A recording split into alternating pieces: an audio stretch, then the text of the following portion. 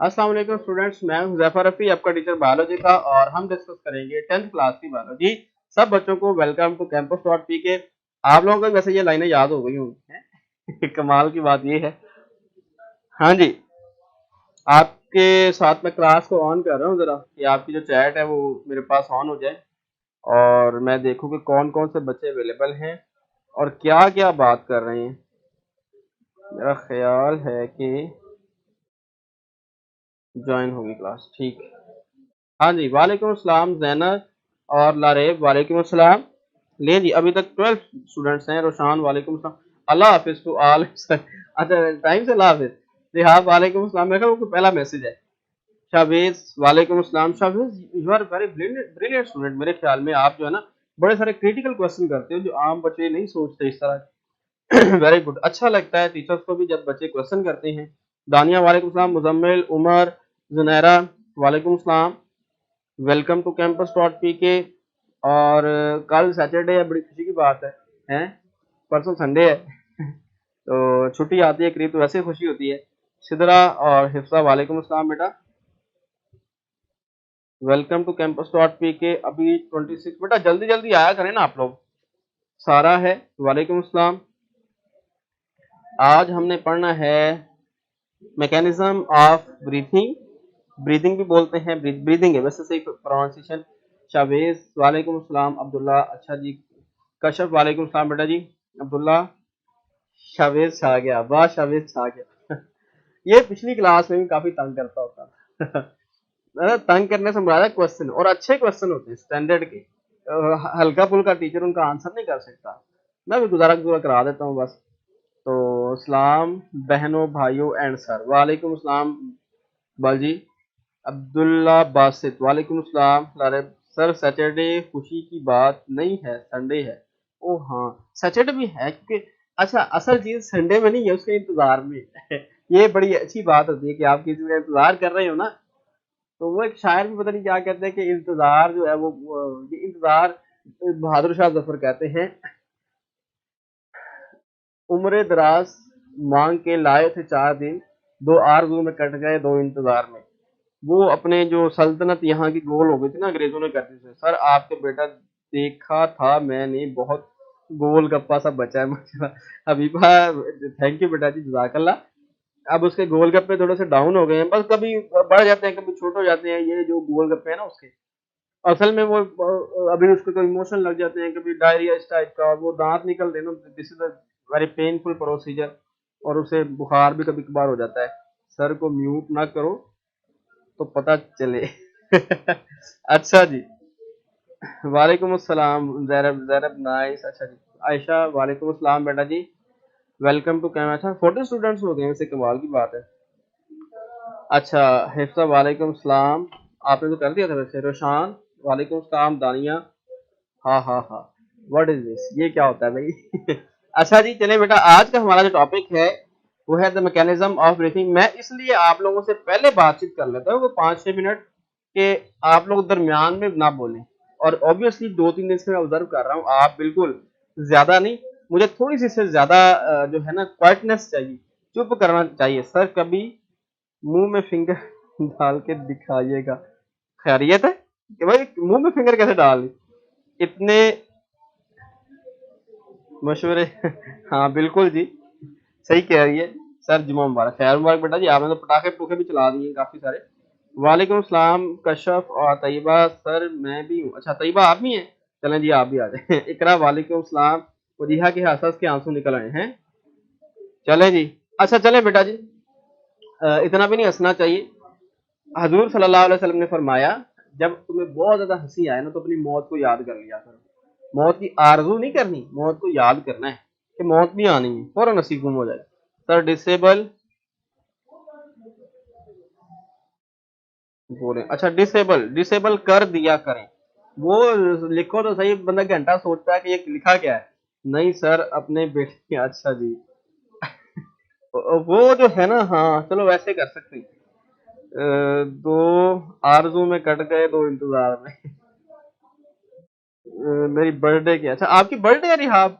Oh very good, चले जी, very nice. Birthday वैसे क्या होती है, इस्लाम में इसका कॉन्सेप्ट तो नहीं है, खैर मनामनो लेते हैं, बस नेक ख्वाहिशात का इजहार और दुआएं वगैरह कर लें, हम अपने तरीके से कर लें, थोड़ी सी केक भी कट जाए और उनकी रस्म हिंदुओं की भी ना हो, ठीक है। जो जिंदगी का असल में आपका एक साल कम हो जाता है बर्थडे में, ठीक है। मेरी मैं आपको बताऊं कब है, 1 जनवरी, यह कम साल शुरू ही मुझसे होता है कमाल की बात है। चलें बेटा जी, अब लेक्चर को स्टार्ट करते हैं। हम आज पढ़ेंगे, चलें अपनी स्टॉप डिस्कशन प्लीज, अपनी डिस्कशन को क्लोज करें, आइज को खोल लें, आइज नहीं क्लोज करनी, कहीं सो जाओ लेट के कि हाँ जी सर ने क्या close, too short, life is too short Dania flight वाला। अच्छा सर, चलें चलें जी बेटा, आपकी बातचीत हो गई, काफी डिस्कशन भी कर ली हमने, अब जो है लेक्चर को स्टार्ट करते हैं। हमने आज पढ़ना है मैकेनिज्म ऑफ ब्रीदिंग, बड़ा ही इंपॉर्टेंट और इंटरेस्टिंग टॉपिक है। मैं आज आपको बताऊंगा आप सांस कैसे लेते हैं। आप कहेंगे ऐसे ऐसे नहीं होता, आपको पूरा प्रोसेस बताऊंगा, हा कैसे होता है और हा कैसे होता है, कि आप सांस इनसाइड कैसे होता है और आउटसाइड कैसे होता है, ये कंप्लीट डिस्कशन करूंगा, ठीक है। चले बेटा, बस अभी डिस्कशन को क्लोज करें, बर्थडे सेलिब्रेशन करना नहीं करना वो छोड़ दे खैर इस बात को। तो अब जो है लेक्चर पे कंसंट्रेट करें, इस बात की मनाते हैं कि हम अपने रब से मिलने के बड़ी अच्छी बात की है वैसे है चले जी बेटा, इधर तवज्जो करें और स्टॉप डिस्कशन प्लीज, ठीक है।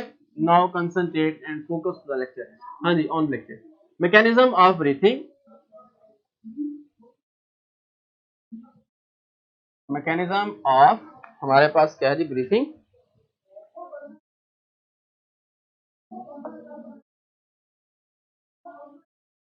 ये हमारा आज का टॉपिक है कि हम सांस कैसे लेते हैं, सांस लेने का अमल है उसको हमने डिस्क्राइब करना है। आज फिर हम थोड़ा सा थोरेसिक कैविटी, जो चेस्ट कैविटी है, ये बनाएंगे इसका स्ट्रक्चर। ये बार बार मैं सिर्फ आपको तो प्रैक्टिस हो जाएगी, बना बना के देखा है कभी आपने, वैसे बनाना चाहिए आपको, ठीक है। तो बेटा focus on the lecture please, मैं खुद आपसे बातचीत कर लेता हूँ, खुद गपशप लगा लेता हूँ, खुद इंजॉय कर लेते हैं, लेकिन जब टाइम पढ़ने का है ना तो फिर आप पढ़ें काइंडली, ठीक है। क्योंकि जब मजाक करना है, हंसी मजाक करना है, हल्ला गुल्ला करना है, मैं खुद आपके साथ हूँ। ये नहीं कि मैं बहुत स्ट्रिक्ट टीचर हूँ और जनाब बस मिलना नहीं, ये वो ऐसी बात नहीं है। तो लेकिन जब पढ़ना है तब पढ़ना है, ठीक है। इसलिए please concentrate to the lecture, ठीक है। नहीं जी, हम वही डायग्राम बनाएंगे लंग्स की जो हम अपनी विरासती बनाते आ रहे हैं, ठीक है। This is the wind pipe, थोड़ा छोटा कर लें, बहुत बड़ा हो जाता है, लंग्स में डिफरेंस ज्यादा आ जाता है। यहाँ पे आप ऐसे बनाएंगे, उसके बाद इसको आप इधर को, इसको इधर को, और ये, और इधर से ये, ठीक है। अब हमने इसके ऊपर जो है वो लंग्स को चढ़ा देना है, एक इस तरफ से आपने, ठीक है, और इधर से ऐसे, इधर से भी सेम पैटर्न पे आपने ऐसे एक तरह, ठीक है। यहाँ थोड़ा सा नीचे कर लें ये, ठीक है। और उसके बाद ऊपर से थोड़ा सा कर्व होता है और नीचे से थोड़ा सा इस तरह है, ठीक है। ये यहाँ तक आ गई, यहाँ से आके इस तरफ, ठीक है। ये नीचे वाला डायफ्राम आपको नजर आ रहा होगा, ठीक है। इसी तरह इस तरफ हम बनाएंगे, इस तरफ भी हम ऐसे ही बनाएंगे, ये इस तरफ को थोड़ा सा, ये असल में ना आपकी लाइन बराबर ऐसे गोल होनी चाहिए, तकरीबन तकरीबन, बहुत ज्यादा नहीं लेकिन तकरीबन 90%। उसके बाद ऐसे ऊपर से बनाएंगे और थोड़ी रफ अपीयरेंस ये आपने रखनी है कि वो ले, ये आपके पास एक सिंपल डायग्राम ऑफ लंग्स। आज तो छोटा बनाएंगे, बस थोड़ा सा इतना क्यों हो जाता है, काम चल जाता है, ठीक है। यहाँ पे वही सी शेप कार्टिलेज है, ठीक है। और बाकी जो है आपको पता है इसका स्ट्रक्चर हमने काफी डिस्कस किया है। आज हम पढ़ने जा रहे हैं कि लंग्स के अंदर मैकेनिज्म क्या है ब्रीथिंग का, लंग्स के अंदर हवा किस तरह से ऐड होती है और किस तरह से रिमूव आउट होती है, आज हम ये पढ़ने जा रहे हैं, ठीक है। कि how air is added inside the lungs and how it is removed from the lungs, ये इंस्पायरेशन और एक्सपायरेशन या इनहेलेशन एंड एक्सहेलेशन इसे हम कहते हैं। बेटा प्लीज डिस्कशन को बंद करें, अदरवाइज यहाँ से चैट डिसेबल हो जाएगी, तो फोकस करें लेक्चर पे। तो जल्दी से, मैं देख रहा हूँ बच्चों को कौन कौन चैट को प्रीवियस करके भी जरा कौन कौन से बच्चे क्या कर रहे हैं। अभी मैं 1 मिनट और ऑब्जर्व करूंगा, उसके बाद मैं चैट डिसेबल कर दूंगा आपकी, ठीक है, डिपेंड अपॉन यू। अच्छा जी, अब हम देख रहे हैं कि यहाँ पे इसके ऊपर होता है एक डायाफ्राम, ठीक है। मैंने आपको लास्ट टाइम भी बताया था, ये एक लेयर होती है जिसे हम कहते हैं, नीचे की तरफ भी एक थिक मस्कुलर लेयर होती है, उसे हम क्या बोलते हैं जी, ये टोटल डायफ्राम है। यहाँ पे जो मसल्स होते हैं उन्हें हम कहते हैं इंटरकोस्टल मसल्स। ठीक है जी, हम क्या बोलते हैं जी, इंटरकोस्टल मसल्स, सॉरी उसे बोलते हैं डायफ्राम। इंटरकोस्टल मसल होता है रिब्स के दरमियान में। ठीक है, यहाँ पे हमारे पास जो है डायफ्राम है।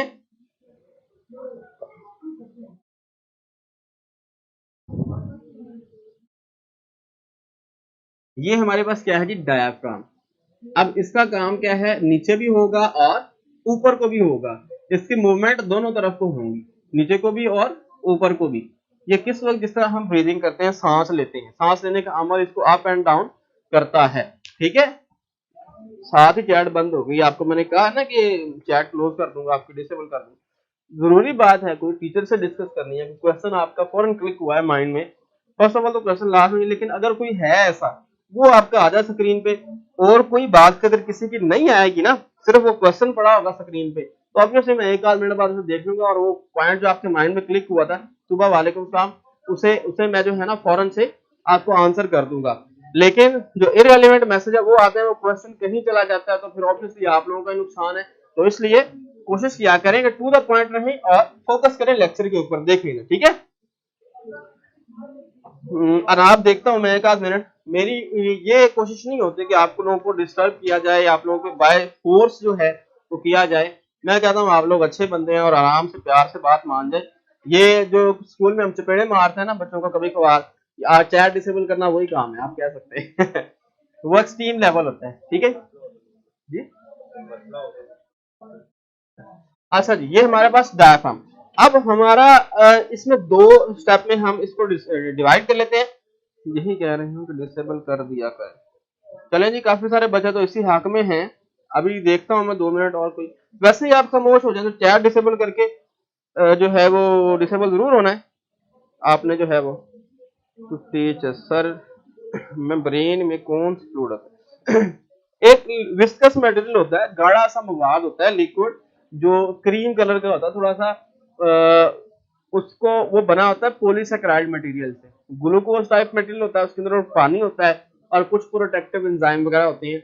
वो कहते हैं ना फेफड़ों में पानी भर गया है, वो बेसिकली लंग्स में नहीं होता, वो इसका जो मेम्ब्रेन है ना उसके दरमियान आ जाता है। वो फिर यहाँ पे सुई लगाते हैं, यहाँ पे करके ना, लंबी सी सुई होती है, इतनी इतनी लंबी होती है तकरीबन नीडल, वो मोटी भी होती है ठीक ठाक। वो लगाते हैं पेट में उल्टा लटा के बंदे को, पेशेंट को, वो लगाते हैं, फिर उससे पानी निकलता है, और इवन के पानी 1-1 लीटर तक निकल आता है। इतना इतना पानी भी निकल आता होता है लंग्स के अंदर। वो उस कंडीशन में जब इन्फेक्शन वगैरह हुई हो, नॉर्मल तो बहुत थोड़ा सा होता है, क्योंकि हर तरफ मेम्ब्रेन के साथ साथ जो है ना वो पानी मौजूद होता है, और बस इसके अलावा नहीं होता मौजूद होता है। ठीक है, अच्छा जी, अब हम देखते हैं कि मैकेनिज्म, इसे हमने दो में डिवाइड किया हुआ है। एक हम कहते हैं इंस्पायरेशन और एक हम कहते हैं एक्सपायरेशन, या हम कहते हैं इनहेलेशन एंड एक्सहेलेशन। दोनों ही टर्म्स हैं, आपने याद रखनी है। ठीक है, तो इसमें की 2 डेफिनेशंस है, लर्न कौन सी करनी है। मैं आप मुझे जरा मेंशन कर दे कहाँ कहाँ पे है।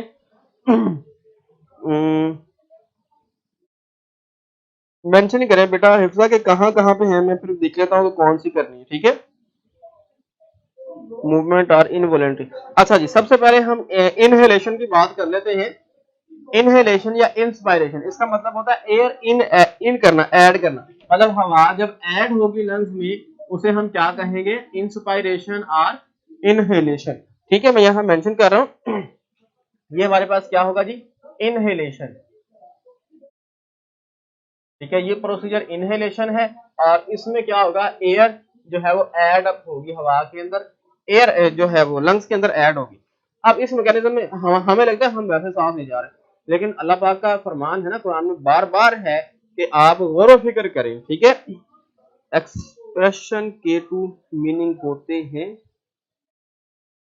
पायरेशन के 2 मीनिंग होते हैं। पेज 7 एंड पेज 2, अच्छा पेज 7 पे है और पेज 2 पे है। पेज 7 वाली मैं देख लेता हूँ।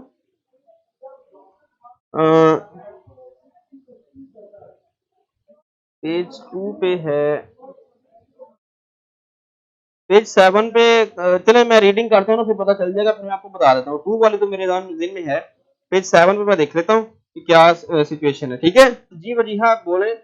चैप्टर पेज नंबर 7 आज हम डिस्कस कर रहे हैं, चैप्टर 1 ही है ऑब्वियसली।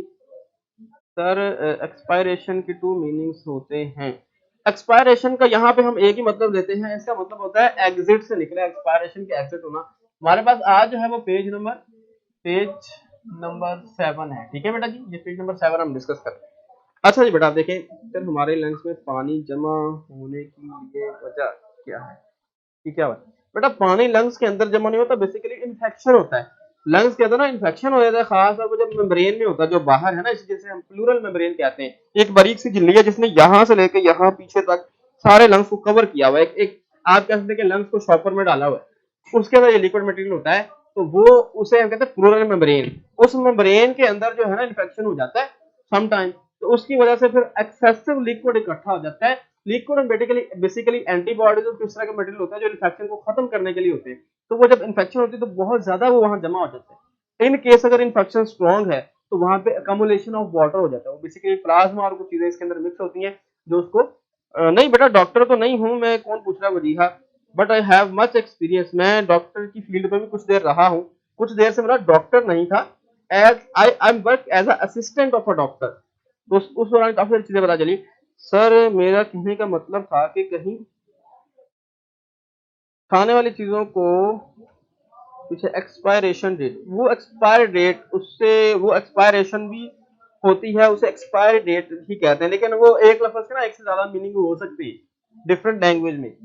सेल बायो के अंदर एक सेल है, फिजिक्स में आप केमिस्ट्री में जाएं तो सेल वो इलेक्ट्रोकेमिकल सेल है, वोल्टेक सेल, गैल्वानिक सेल है, ठीक है।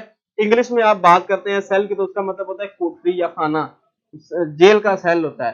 तो ऐसे सेल अगर हम करें तो उसका मतलब होता है बिजनेस में बेचना, एक वर्ड के बहुत मीनिंग बन जाते हैं, ठीक है।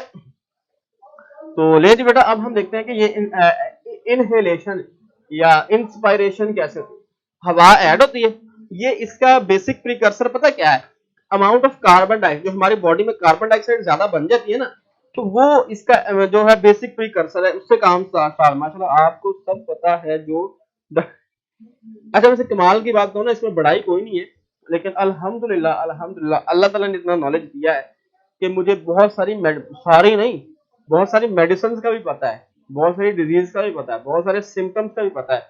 आपने शायद अगर प्रीवियस आप रहे हो, आपने किडनी स्टोन वाले टॉपिक को देखा हो जरा गौर से, उसमें बड़ी सारी डिटेल मैंने बताई, मतलब जो टॉपिक कॉमन लाइफ के अकॉर्डिंग आपके आ जाते हैं, तकरीबन 70% लोगों को किडनी स्टोन होता है, कुछ को पता चलता है कुछ को नहीं पता चलता, सारी जिंदगी ऐसे ही गुजार देते हैं, अपने गुर्दे में पत्थर लिए, कोई दिल पे पत्थर रखे गुजार देते हैं, कोई गुर्दे में पत्थर रखे गुजार देते हैं, डिपेंड करता है आपकी फिजिकल सिचुएशन और मेंटल सिचुएशन पे।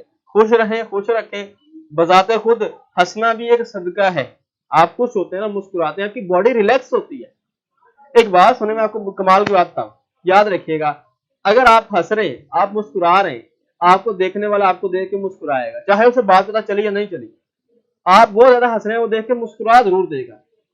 अगर आप रो रहे हैं, आपको देख के परेशान कोई नहीं होगा, कोई बहुत करीबिया तो पूछ लेगा, परेशान हो सकता है, लेकिन कॉमन लोग नहीं होंगे। कॉमन लोग हंसने में खुशी में शरीक होंगे, और खुशी बांटने से बढ़ती है, और जो गम है वो बांटने से कम होता है, लेकिन उसे बांटना इररेलेवेंट लोगों के साथ नहीं चाहिए, जो रिलेटिव हैं, करीब हैं, जो उस मसले को हल कर, हर एक को अपनी जो है वीक पॉइंट और कमजोरी और अपना आप वो नहीं, हर कोई इस लायक नहीं होता। अपने पेरेंट्स के साथ डिस्कस करें, उनसे ज्यादा फेयर आपके साथ कोई नहीं हो सकता, इवन कि आपके दोस्त भी। कोई मसला है, कोई गलती कर दिया आपने, कोई कुछ कर दिया उल्टा काम, कोई लाइफ है, हो जाते हैं बंदे से, गलती से हो जाते हैं। मैंने एक दफा मुझे याद है, मैंने शीशे का जग तोड़ा था, और जो ग्राइंडर के मशीन के ऊपर लगता है जूसर के ऊपर शीशे का, साइकिल पे ले जा, मेरे अबू जी ने कहा था कि इसको ना बांध लो पीछे, साइकिल पुरानी बात है, मैं कहा नहीं मैं हाथ में पकड़ के ले जाऊंगा, नहीं मानी बात नहीं, जा रहा था, वो हैंडल नहीं मुड़ा साइकिल का, वो जग फंस गया, साथ खंबे में जाके ठोका साइकिल, और साथ जग भी तोड़ दिया।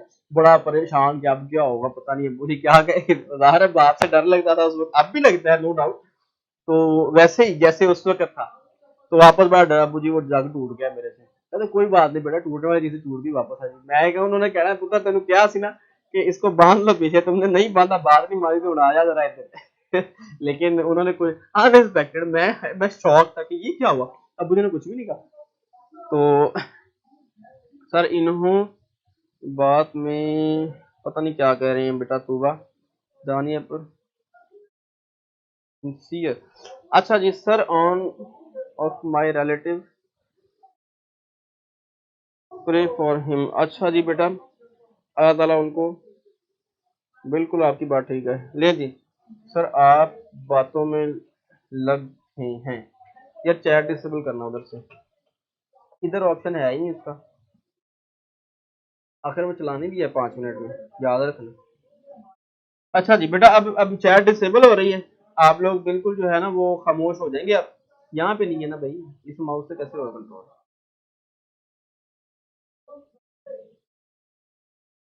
हाँ ठीक है, कर दो, क्लिक कर दिए। ओके ओके ओके, ठीक है, बस ठीक है इसको। ठीक है, ले जी बेटा, चैट आपकी डिसेबल होगी, मैं बड़े सुकून से पढ़ा सकता हूँ। ले जी, इनहेलेशन किस तरह से होती है।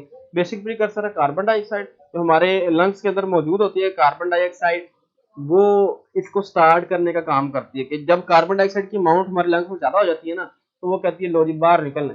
वो बाहर निकलते साथ ही ऑक्सीजन अंदर आती है, तो वो गैसेस एक्सचेंज होके फिर दोबारा से कार्बन डाइऑक्साइड बाहर। तो इस तरह ये सिस्टम हमारा चलता रहता है। बेसिक प्रीकर्सर जो है, काम शुरू करने वाली चीज, वो है कार्बन डाइऑक्साइड। ठीक है। अच्छा जी, ये क्या हो रहा है भाई, चैट तो डिसेबल हुई ही नहीं, मेरी नहीं हुई। आपकी चैट डिसेबल ही नहीं हुई। क्या कमाल के बच्चे हैं आप लोग यार।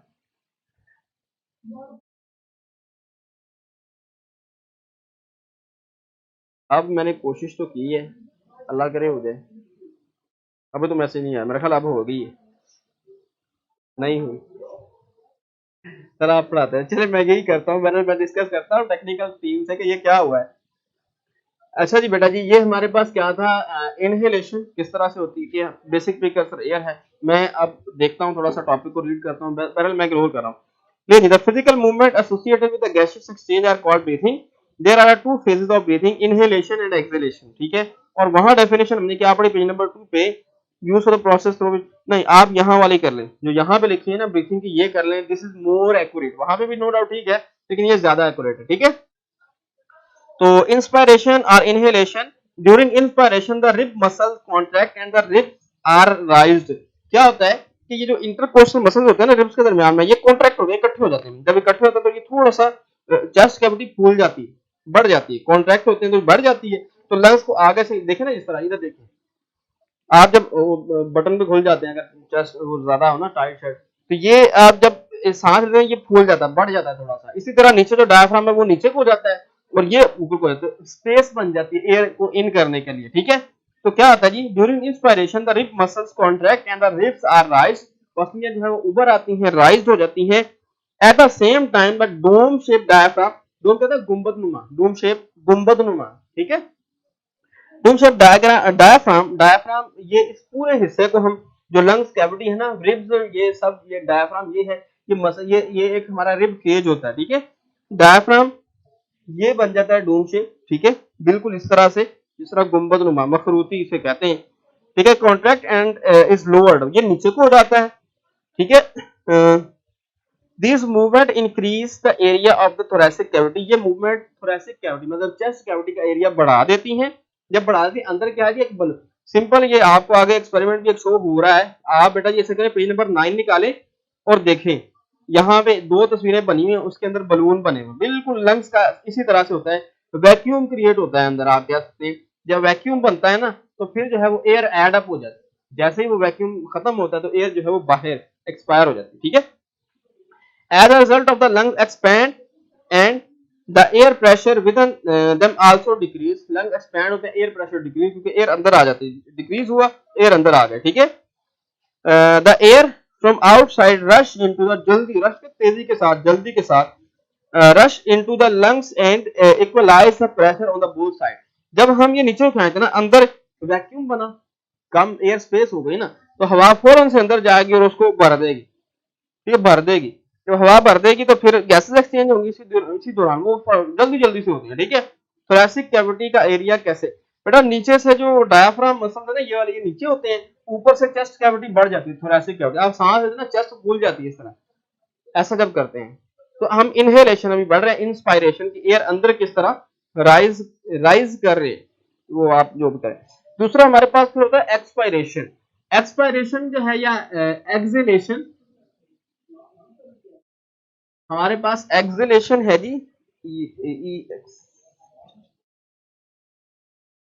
ये ये हम इसी को चेंज कर रहे हैं, ये एक्सलेशन हो रही है। अब क्या है जी, डायाफ्राम अपवर्ड मूव करेगा, रिब्स केज डाउनवर्ड मूव करेगा और हवा सारी निकल जाएगी। इसी दौरान गैसेस एक्सचेंज हो चुकी हैं, तो 0.8 सेकेंड नहीं, मतलब 1 सेकेंड 7 या 8 सेकेंड के अंदर हम एक सांस मुकम्मल करते हैं। 1 मिनट के अंदर हमारे तकरीबन 16 से 20 तक हम सांस लेते हैं 1 मिनट में, 60 सेकंड के अंदर। इसको आप डिवाइड कर ले, पता चल जाएगा। देखिए जी, पढ़ते हैं। आप ये लॉन्ग क्वेश्चन है, मार्क कर लें। Describe the mechanism of breathing. ठीक है, क्वेश्चन आपको आता है, लॉन्ग क्वेश्चन है जी, मार्क कर लें। ये लॉन्ग क्वेश्चन है,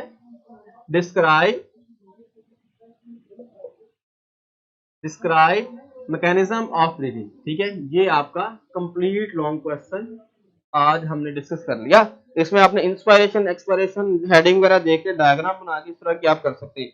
after the gases exchange in the lungs, the impure air is expelled out. Impure air से मुराद है कि जो हमारे काम की नहीं, जिसमें कार्बन डाइऑक्साइड जाता है, वो एक्सपेल आउट, बाहर भेज दी जाती है। The rib muscle relax, bringing the ribs back to the original position. Ribs muscle relax हो जाते हैं और वो नीचे को अपनी पोजीशन पे, क्योंकि जब हम इनहेलेशन करते हैं रिब्स ऊपर आ जाती है, मसल थोड़े से ना बढ़ जाते हैं ऊपर की तरफ को, स्पेस प्रोवाइड करते हैं हवा को अंदर जाने के लिए। ठीक है, the diaphragm muscles also relax and get its raise dome shape. दोबारा से इस तरह हो जाते हैं कि उसमें एयर स्पेस ऊपर को जाते हैं, ताकि वो जो है ना कॉन्ट्रैक्ट करने में, लंग्स को कॉन्ट्रैक्ट करने में मदद दे। ठीक है, muscle also relax and get the rise down shape. This reduce the space in the chest cavity or thoracic cavity, दोनों एक ही नाम है, and increase the pressure of lungs.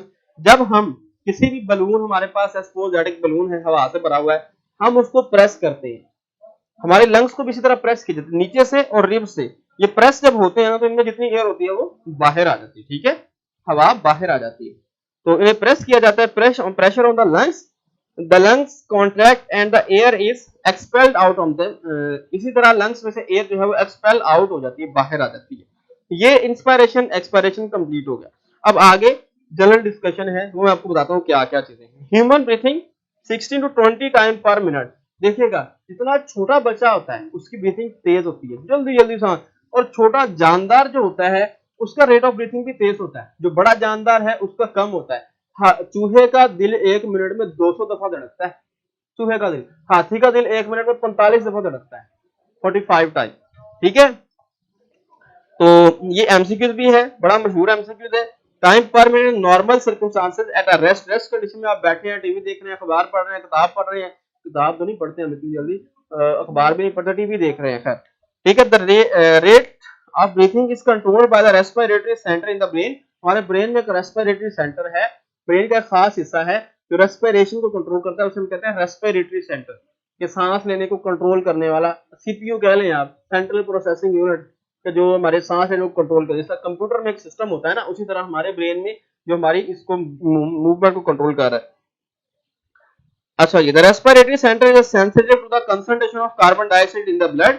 Respiratory centre जो है ना, वो हमारा, क्योंकि ब्रेन तक ब्लड जा रहा है ना, ब्लड में कार्बन डाइऑक्साइड भी होती है, ऑक्सीजन भी होती है, कार्बन डाइऑक्साइड भी। उसने पैरामीटर क्या रखा है जी, carbon dioxide amount in the blood. अगर ब्लड में कार्बन डाइऑक्साइड नॉर्मल है तो वो नॉर्मल सिस्टम चलाता रहेगा, ब्रीथिंग रेट नॉर्मल होगा। जैसे ही कार्बन डाइऑक्साइड की अमाउंट जो है हमारे ब्लड में ज्यादा हो जाएगी, वो फौरन से क्लिक करेगा और हमारी ब्रीथिंग रेट जो है वो तेज कर देगा, जल्दी जल्दी तेज सांस लेना शुरू कर देंगे। उसका मतलब ये है कि हमारे ब्लड में कार्बन डाइऑक्साइड ज्यादा है। उसने किसको क्लिक किया जी, रेस्पिरेटरी सेंटर को क्लिक किया है, क्योंकि ब्लड तो हमारे बॉडी के हर पार्ट में जा रहा है, ब्रेन है, पाँव है, दिल है, हर तरफ जा रहा है, लेकिन उसको चेक किसने करना है, रेस्पिरेटरी सेंटर जो ब्रेन है, दिमाग में है।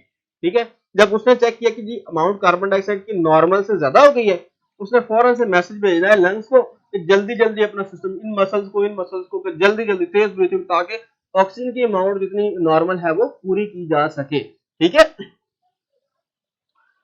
तो अच्छा जी, when we do exercise on some hard job or some hard job, our muscles call muscle cells carry out cellular respiration at a greater rate, it result में आपको तर्जुमा सारा बात था, it great the normal concentration of carbon dioxide stimulate the respiratory center of the brain. The respiratory center send message to the rib muscles and diaphragm to increase the rate of breathing so that the excess carbon dioxide present in the blood can be removed out by the body. During exercise or other hard physical work, the breathing rate may increase 30 to 40 times per minute.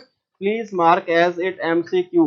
MCQ पर से mark करें। अब मैं आपको बता देता हूँ कि जैसे ही मैंने वैसे आपको पहले बता दिया है, जैसे कि हमारे हम कोई एक्सरसाइज करते हैं, कुछ एक्टिविटी करते हैं, तो हमारे ब्लड में ऑक्सीजन की अमाउंट बढ़ जाती है, क्योंकि फॉर एग्जाम्पल मैंने वजन उठाना शुरू कर दिया ऐसे, किसी दौर में होते थे डोले बड़े जबरदस्त होते थे, अब तो कोई नहीं रह गया, वैसे छोड़ दी एक्सरसाइज है वैसे थोड़े थोड़े। अब अपने बेटे को उठा उठा के बन गए, उसको वो मैं जाता हूँ ना घर में, कहता मुझे उठा लें बस, हाँ हाँ हाँ हाँ शुरू कर, मुझे उठा लें, उठा के फिर मैंने बैठना भी नहीं, ये भी जरूरी है, अगर मैं बैठ जाऊंगा तो फिर रोता है कि मुझे लेके बैठे क्यों, उठ के फिरें घर में, पूरे चक्कर लगाएं, बाहर लेके जाएं, और इतनी उसको इतना सा इतनी समझ आ गई। मैं उसको मोबाइल चला के कोई पोइम वगैरह चला दी ना, उसको लॉक कर देता हूँ साइड से कि लॉक, उसकी माँ भी ऐसी करती है। अब उसको ये पता चल गया है, हालांकि अभी 10 माह का है, कि लॉक जो है ना ये कार्नर से खुलना है, वो एक उंगली करता है ऐसे ऐसे, हर एक चीज को ऐसे ऐसे उसने छेड़ना है, एक उंगली करता है और उसको दबाता है लॉक को, यहाँ से लॉक खुले। मैं क्या अल्लाह भला करे, इतना सा बच्चा, इसको इतनी समझ आ गई है, माशाल्लाह से इंटेलिजेंट है बहुत। हमें बताएगा, पूरा पूरा सबक सिखाएगा, ठीक है बेटा। अभी स्टार्ट करते हैं टेस्ट आपका। तो ले जी, ये हमारा था रेस्पिरेटरी सिस्टम, और साइड बॉक्स जरा देख लेते हैं। आपको बता था एक्सरसाइज करता है, कार्बन डाइऑक्साइड ज्यादा हो गई ब्लड में, जब ज्यादा हो गई तो फिर क्या होता है जी, फौरन से ब्रेन सेंटर एक्टिव होता है और कहता है कि जी जल्दी से तेज कर दो डायफ्राम मूवमेंट और रिब्स मूवमेंट, जल्दी जल्दी सांस आता है और फिर अमाउंट ऑफ ऑक्सीजन पूरी हो जाती है, ठीक है सर। अक्सर जब हम सीढ़ियाँ चढ़ना जो है ना, एक हार्ड मसल एक्टिविटीज है, तो उसमें सांस फूलना एक नॉर्मल बात है sir. First sector so long से लॉन्ग नहीं आता बेटा, आता है, ये depend upon the different board है, जो आपकी पेयरिंग स्कीम आएगी ना, फिर आपको बता देंगे, हर बोर्ड की अलग होती है, लेकिन कॉमन एक चल रही है। ब्रीथिंग आपको बता देंगे, ह्यूमन इज सेम, चिल्ड्रन में ज्यादा होता है, बड़ों में कम होता है, जैसे बूढ़े हो जाते हैं और कम हो जाता है। ले जी बेटा, आपका टेस्ट स्टार्ट हुआ चाहता है, आपका जो है वो टेस्ट मैं स्टार्ट कर रहा हूँ।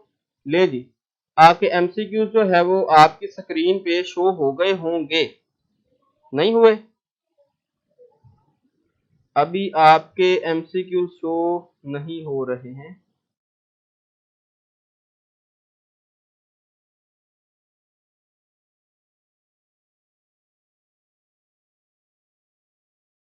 मेरा ख्याल है कि पेज को रिफ्रेश करें, अगर नहीं शो हो रहे आपके पास तो शायद फिर शो हो जाए।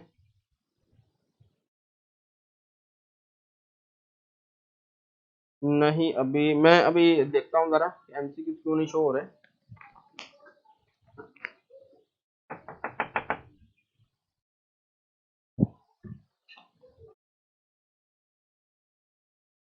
एमसीक्यू नहीं चल रहे, चैट भी डिसेबल नहीं हुई थी, मैं कितनी दफा क्लिक किया है, चैट भी डिसेबल नहीं हुई, एमसीक्यू भी नहीं चल रहे, टाइम भी ओवर हो गया। ले बेटा जी, अभी आपके एमसीक्यू जो है वो स्टार्ट हो जाते हैं। अच्छा, आपकी किस्मत ले जी, शुरू हो गए आपके MCQ. First MCQ how many bronchi are there in the air passageway, 1 2 3 4, आपने बताना है मैनी, जितने भी हैं। नेक्स्ट मूव करेंगे, C shape cartilage ring are present in the wall of किसमें, ब्रोंकाई, ब्रोंक्यूल्स, एल्वियोलाई, ट्रैकिया। एक को जो मोस्ट रेलिवेंट है आपने उसे टिक करना है। आंसर वैसे मैंने एक किस्म को बता दिया, मोस्ट रेलिवेंट, अब आपको पता है वो क्या है। How many pairs of ribs are there in the human, अब पता चलेगा कि ह्यूमन के रिब्स पेयर कितने होते हैं, ये कल के लेक्चर में डिस्कस हुआ था, और इसका आपने आंसर करना है। आपके पास 1 मिनट और 25 सेकंड बाकी हैं, within the specific time limit you have to complete your test and then we discuss about your result. नहीं जी सर, नहीं हो बेटा, अब शो हो गया आपको टेस्ट, ठीक है, अब आपको टेस्ट शो हो गया है, और टाइम आपका तकरीबन कोई 1 मिनट बाकी है। विद इन 1 मिनट आपने जो है इसे कंप्लीट करना है, और उसके बाद आपका जो है ये रिजल्ट हमारे पेज पे शो हो जाएगा। 53 सेकंड, 51, 52 सेकंड आपके पास बाकी हैं। इस टाइम के अंदर अंदर आपने करना, 3 एमसीक्यूज हैं, 3 नंबर हैं, 2 मिनट टाइम है, नकल नहीं लगानी, चीटिंग नहीं करनी, अच्छे बच्चे बन के पेपर देना है। अच्छे बच्चे जैसे कितना अजीब सा वर्ड है, 10th क्लास के होकर फिर भी मैं आपको अच्छे बच्चे कह रहा हूँ। नो डाउट आप अच्छे बच्चे। अब जो अच्छे बच्चे हैं उनको तो पता चल जाएगा, जो नहीं अच्छे बच्चे वो क्या है वो उनको भी पता चल जाएगा।